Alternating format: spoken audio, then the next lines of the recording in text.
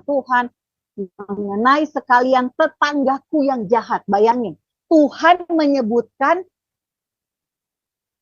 seakan-akan Tuhan tinggal di Yudea, seakan-akan Tuhan tinggal di bumi dan punya tetangga yang jahat. Karena Tuhan bilang mengenai sekalian tetanggaku yang jahat, yang telah mengusik negeri, yang telah kuberikan sebagai milik pusaka kepada umatku Israel, bahwasannya aku akan mencabut mereka dari tanah mereka, dan aku mencabut kaum Yehuda dari tengah-tengah mereka. Nah, adalah Palestina kerap merusak situs-situs arkeologi karena ingin menghapus jejak Alkitab. Pengertian ini bahwa waktunya semakin dekat karena deadline-nya adalah September 2025.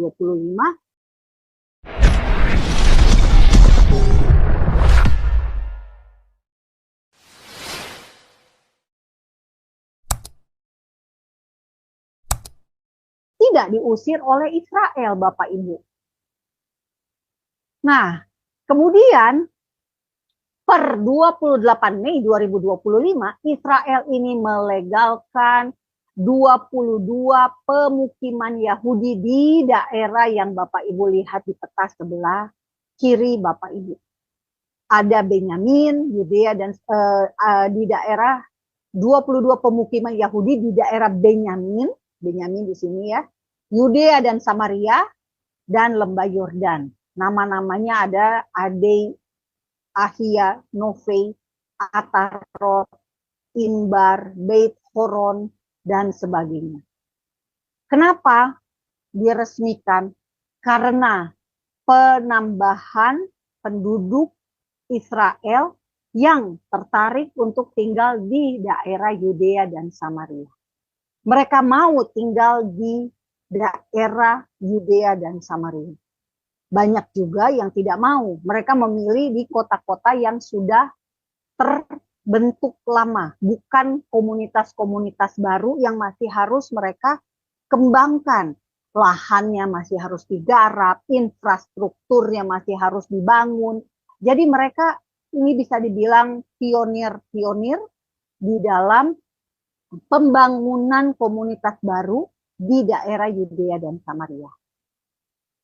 Nah, kalau kita lihat di Alkitab Bapak Ibu, nama Yudea berasal dari kata Yehuda. Ibu kota kerajaan Israel dan kerajaan Yehuda waktu pecah dua. Israel utara ibu kotanya Samaria, Israel selatan ibu kotanya Yerusalem. Digunakan kata Yudea ini sejak tahun 140 sebelum Masehi hingga masa Romawi berkuasa atas Israel. Nah, kalau kita ingat ketika Tuhan Yesus lahir, Herodes Agung ini menjadi raja di Yudea. Padahal Herodes ini orang Edom, tapi dia menjadi raja boneka dari Romawi. Nah, ini contoh foto dari komunitas Immanuel di Samaria. Komunitas Yahudi, Immanuel namanya di Samaria. Nah, perhatikan foto sebelah kanan Bapak Ibu. Ini adalah kota Al-Sawiyah, di bagian depan kotanya Palestina. Dan di belakang Bapak Ibu bisa lihat ini namanya komunitas Eli. Jadi dekat banget Bapak Ibu antara Palestina dengan Israel. Orang Palestina kalau niatnya jahat, dia bisa jalan menerobos masuk ke komunitas Eli dan melakukan teror.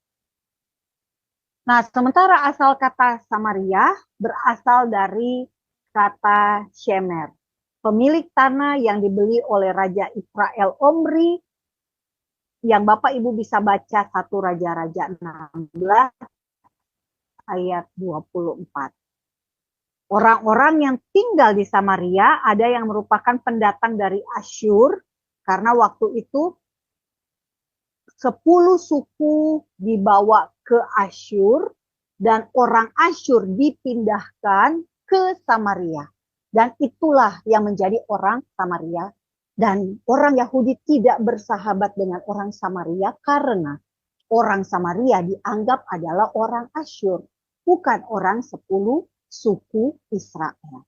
Dan orang Asyur ini adalah musuh bangsa Israel dan tidak mengenal Tuhan Israel. Nah, kalau kita lihat Bapak Ibu, ada satu janji yang Tuhan sendiri katakan tentang Yehuda. Waktu masa Nabi Yeremia. Nabi Yeremia ini hidup ketika kerajaan Yehuda dibuang ke Babel. Nah, di sini dikatakan Yeremia 12 ayat 14 sampai 15, beginilah firman Tuhan mengenai sekalian tetanggaku yang jahat. Bayangin, Tuhan menyebutkan seakan-akan Tuhan tinggal di Yudea, seakan-akan Tuhan tinggal di bumi dan punya tetangga yang jahat. Karena Tuhan bilang mengenai sekalian tetanggaku yang jahat, yang telah mengusik negeri, yang telah kuberikan sebagai milik pusaka kepada umatku Israel, bahwasannya aku akan mencabut mereka dari tanah mereka, dan aku mencabut kaum Yehuda dari tengah-tengah mereka. Tetapi setelah aku mencabut mereka, maka aku akan menyayangi mereka kembali. Aku akan mengembalikan mereka masing-masing ke milik pusakanya dan masing-masing ke negerinya. Jadi ada satu janji bahwa Tuhan akan mencabut mereka, mencabut siapa? Mencabut Israel dari tanah yang Tuhan sudah kasih, tapi Tuhan juga akan mengembalikan mereka ke negeri yang milik mereka masing-masing. Nah, Bapak Ibu, janji tersebut tergenapi ketika Kores memulangkan bangsa Israel kembali ke tanah perjanjian. Dan kalau kita bawa ke konteks di masa modern, maka Bapak Ibu akan melihat bahwa, sebentar Bapak Ibu, Bapak Ibu akan melihat bahwa Israel pernah kehilangan wilayah Yudea dan Samaria ketika perang Arab Israel yang pertama tahun 1948. Selama 19 tahun, tanah tersebut jatuh ke tangan Yordania. Kota Yerusalem Timur juga jatuh ke Yordania. Namun, tentu saja ketika Israel diperangi kembali oleh 5 negara Arab yang sama pada tahun 1948, Israel menang. Selama 6 hari Israel berhasil mengalahkan 5. Tahun 1967 ketika Israel diperangi 5 negara Arab yang sama yang memerangi tahun 1948, Israel menang dalam waktu 6 hari. Israel berhasil merebut Yudea dan Samaria serta Yerusalem Timur. Bapak Ibu, berdasarkan aturan perang, aturan hukum internasional, karena Israel yang diserang, maka Israel berhak menguasai tanah yang direbut. Dan akhirnya Israel memiliki kembali Yudea dan Samaria. Jadi Israel punya keuntungan pada tahun 1967 ini karena dia tidak menyerang lebih dulu. Beda dengan Rusia dan Ukraina. Rusia menyerang Ukraina, lalu Rusia mendapatkan wilayah Crimea tahun 2014. Sehingga akhirnya Crimea menjadi milik dari Rusia. Padahal statusnya harusnya menjadi milik Ukraina.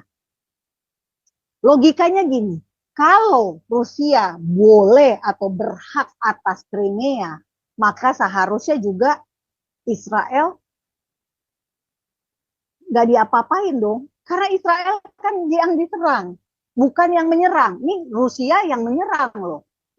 Tapi dunia tidak pernah mengutak-ngatik soal Crimea ini.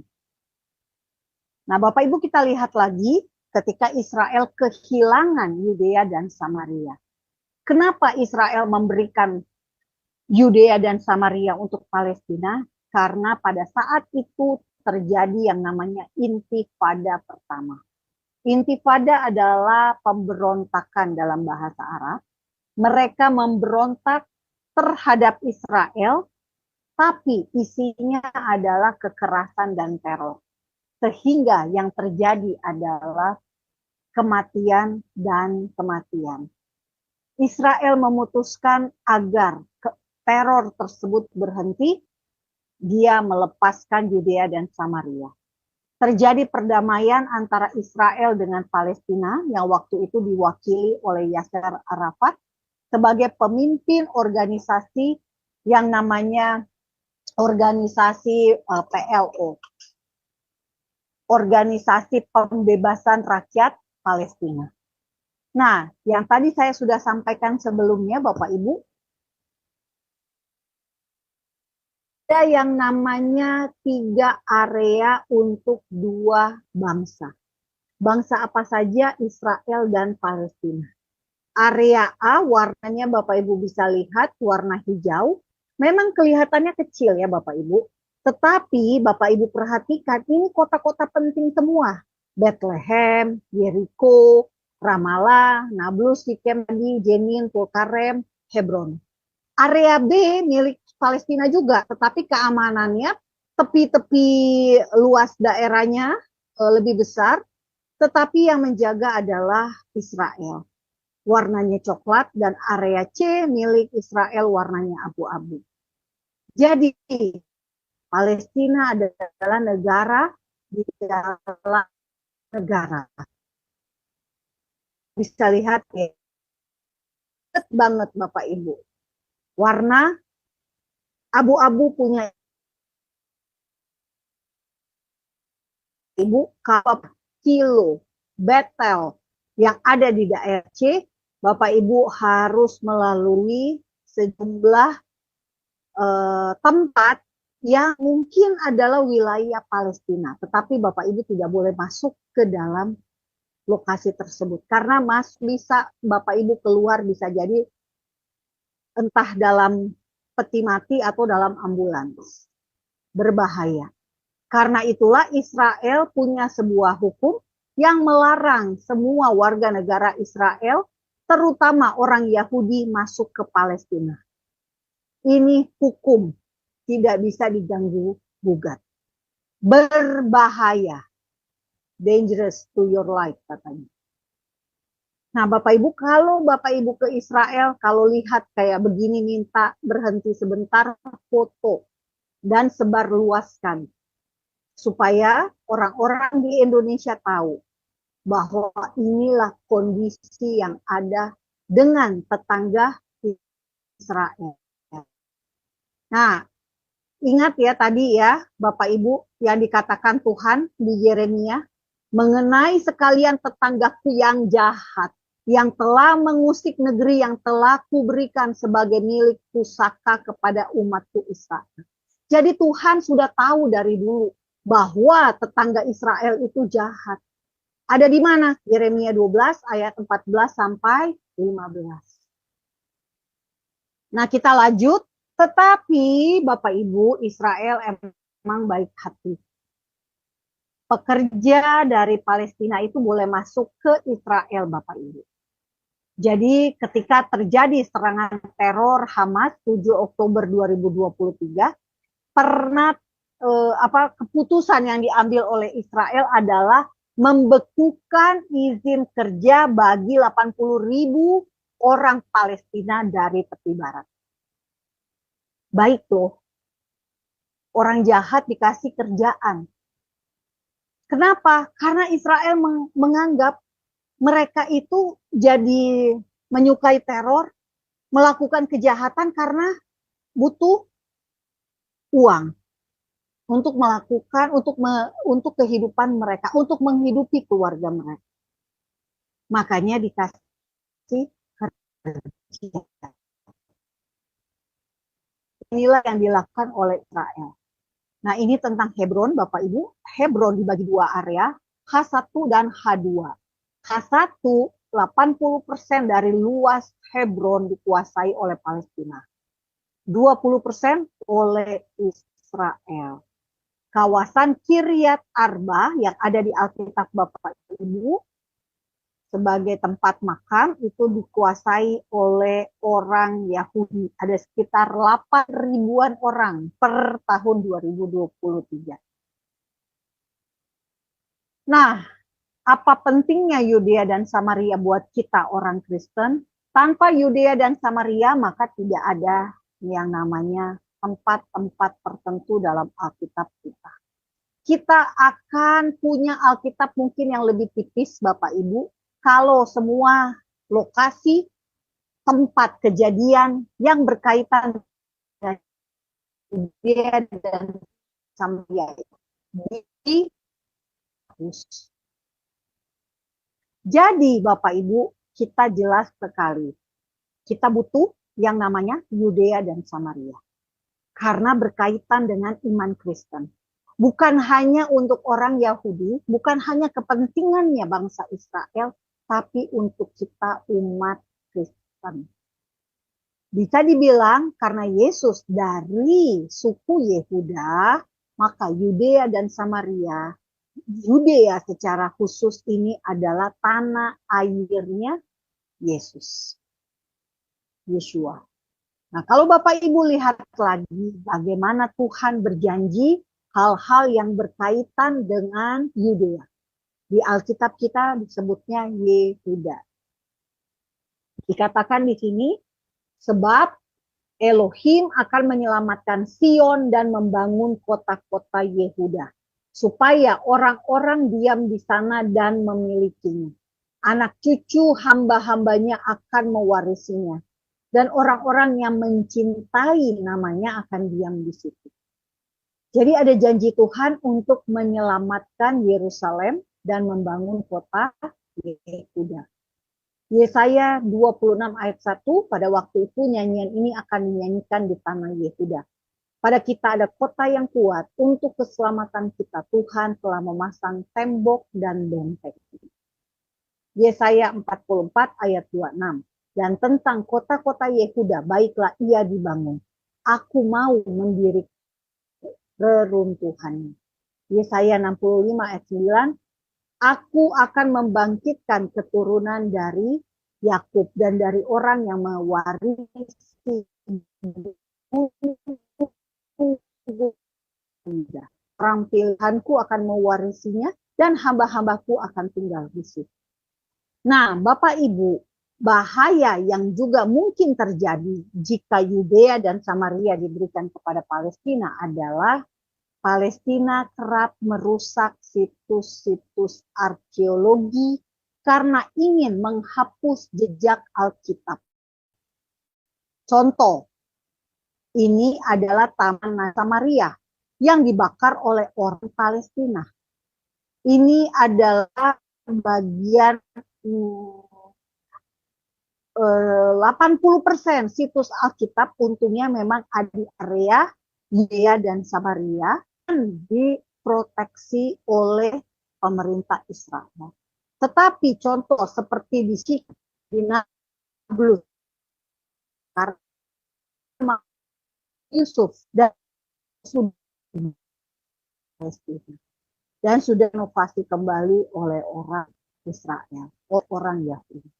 Jadi Bapak Ibu, kerugiannya adalah terjadi juga yang namanya Islamisasi. Contoh Hagia Sophia bisa diubah menjadi masjid. Apakah mungkin situs-situs kekristenan yang ada di Yudea dan Samaria juga di-Islamisasi? Mungkin saja. Nah, janji Tuhan terkait Yudea, bagian kedua Bapak Ibu bisa lihat, Yeremia 23 ayat 6, dalam zamannya Yehuda akan dibebaskan dan Israel akan hidup dengan tentram. Dan inilah namanya yang diberikan orang kepada keadilan kita. Upa Tikenu. Yoel 3 ayat untuk selama-lamanya dan Yerusalem turun-temurun. Jadi Tuhan sudah tahu bahwa akan ada konflik, tetapi juga Tuhan punya janji bahwa Yehuda tetap akan didiami untuk selama-lamanya. Zakaria 2 ayat 12, dan Tuhan akan mengambil Yehuda sebagai miliknya di tanah yang kudus dan ia akan memilih Yerusalem pula. Sakaria 8 ayat 13, hai kaum Yehuda dan kaum Israel, maka sekarang aku akan menyelamatkan kamu. Janganlah takut, kuatkan hatimu. Sakaria 12 ayat 7, Tuhan akan pertama-tama memberi kemenangan kepada kemah-kemah Yehuda. Ini jadi. Nah, Bapak, kalau kita lihat janji Tuhan terhadap Yehuda dan Yerusalem berdasarkan Yeremia 33 ayat 7, ayat 10 dan 11 sudah tergenapi. Dikatakan aku akan memulihkan keadaan Yehuda dan Israel dan akan membangun mereka seperti dahulu. Beginilah firman Tuhan, di tempat ini yang kamu katakan telah menjadi reruntuhan tanpa manusia, tanpa hewan, di kota Yehuda dan di jalan-jalan Yerusalem yang sunyi sepi tanpa manusia, tanpa penduduk dan tanpa hewan, sukacita. Suara pengantin laki-laki dan suara pengantin perempuan. Suara orang-orang yang mengatakan bersyukurlah kepada Tuhan semesta alam. Sebab Tuhan bahwasan selama-lamanya kasih setianya. Sambil mempersembahkan korban syukur di rumah Tuhan. Sebab aku akan memulihkan keadaan negeri ini seperti dahulu, firman Tuhan. Bapak Ibu, keadaan Yerusalem dan juga Yudea digenapi ketika terjadi pemulangan dari Babel. Dan kalau kita bawa ke Israel modern pun bisa melihat ke ayat Yeremia 33 ini dan mengatakan bahwa mereka. Kenapa? Karena Yerusalem penuh dengan manusia. Yerusalem juga penuh dengan suara pengantin laki-laki, pengantin perempuan. Jadi apa yang tempat yang mungkin di masa Yordania tidak bisa diakses oleh orang Yahudi, kini sudah bisa diakses kembali. Jadi kalau kita lihat ke firman Tuhan, kita bisa bilang Yehuda dan Yerusalem sudah dipulihkan Tuhan.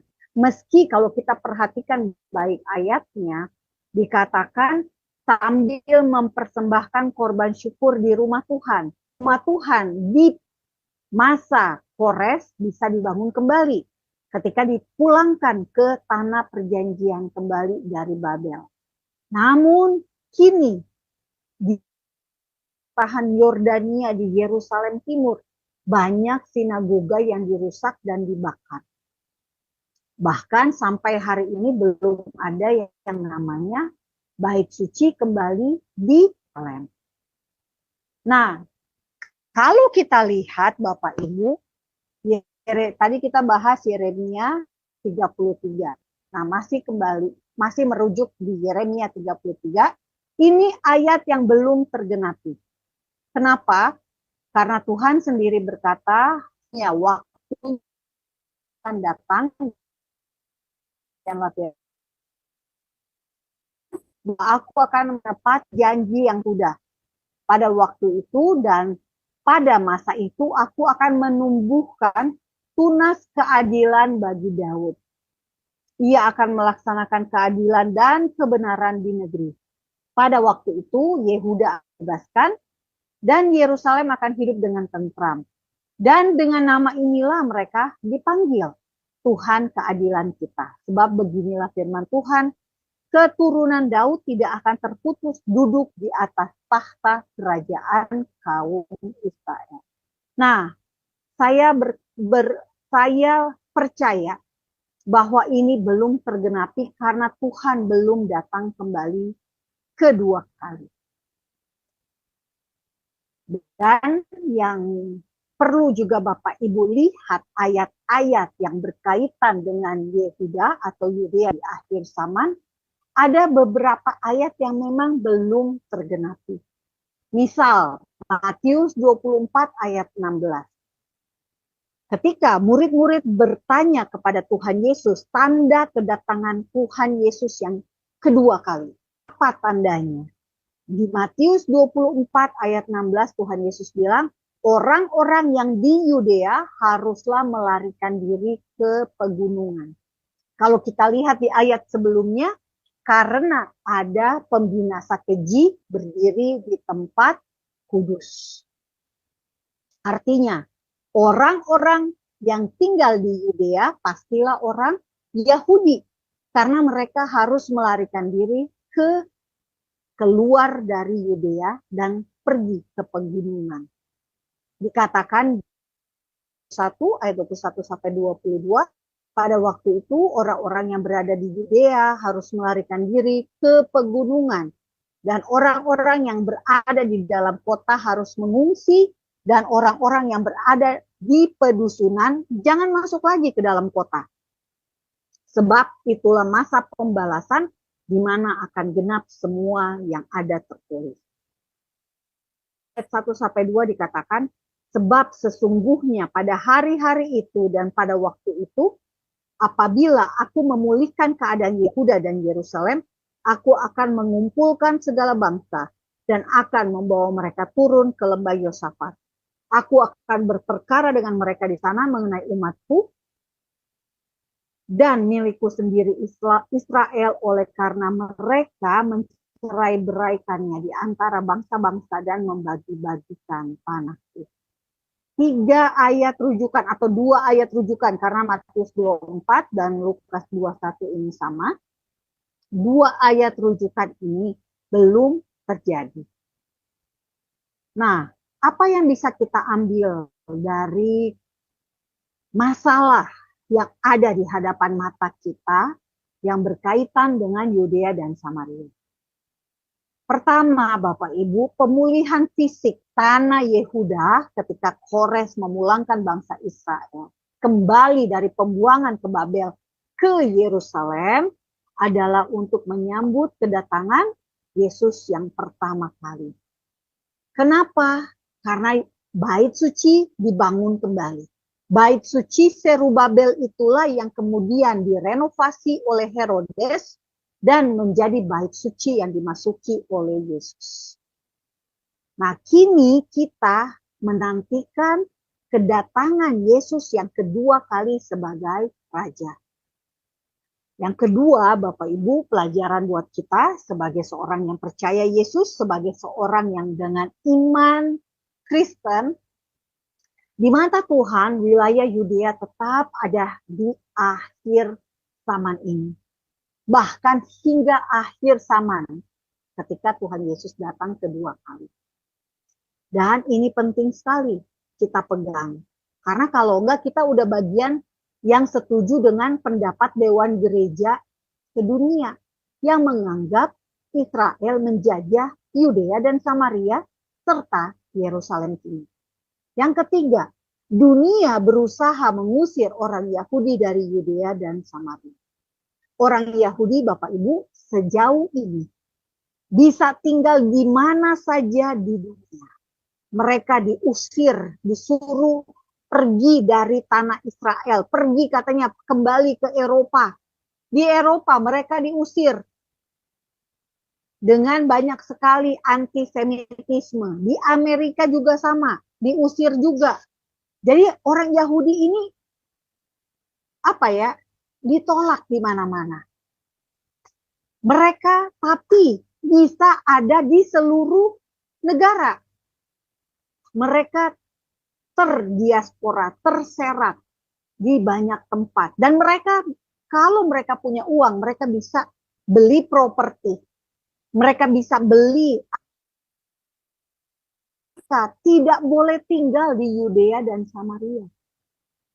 Kenapa? Karena tanahnya yang wilayah A dan B sudah untuk Palestina. Jadi Bapak Ibu, sekarang bagaimana sikap kita? Apakah kita tetap berpatokan pada Alkitab atau kita kompromi pada dunia? Kemauan PBB atau kemauan Dewan Gereja Dunia? Karena apa? Karena kita ingin ada negara yang namanya Palestina di atas tanah Yudea dan Samaria. Padahal jelas sekali kita patokannya Alkitab. Kita mengikuti kebijakan berdasarkan Alkitab, bukan kebijakan kompromistis dari PBB, dunia, atau bahkan Dewan Gereja sedunia. Nah, ini yang ingin saya sampaikan kepada Bapak Ibu, dan mungkin dengan adanya pengertian ini bahwa waktunya semakin dekat, karena deadline-nya adalah September 2025, dan juga negara-negara yang menginisiasikan seperti Prancis ini ingin ada pengakuan terhadap negara Palestina dari negara-negara Eropa. Pengakuan terhadap negara Palestina juga datang dari negara-negara yang tadinya pro-Israel. Jadi ini adalah bahan doa Bapak Ibu semua, dan saya berharap kita bukan mengikuti yang salah, tetapi kita yang namanya kebenaran. Meski saya bukan Dewan Gereja Dunia, dan pendapat saya tidak sebesar pengaruhnya seperti Dewan Gereja Dunia, tapi saya mendorong Bapak Ibu yang punya akses dengan PGI misalnya, yang menjadi dari Dewan Gereja Dunia, mulailah bersuara. Koreksilah PGI yang menjadi bagian dari Dewan Gereja Dunia yang salah kaprah terhadap Alkitab. Kita patokannya Alkitab sekali lagi. Kita jangan kompromi terhadap yang salah, tapi kita patokannya pada kebenaran. Terima kasih, demikian yang bisa saya sampaikan sejauh ini. Saya stop share dulu ya.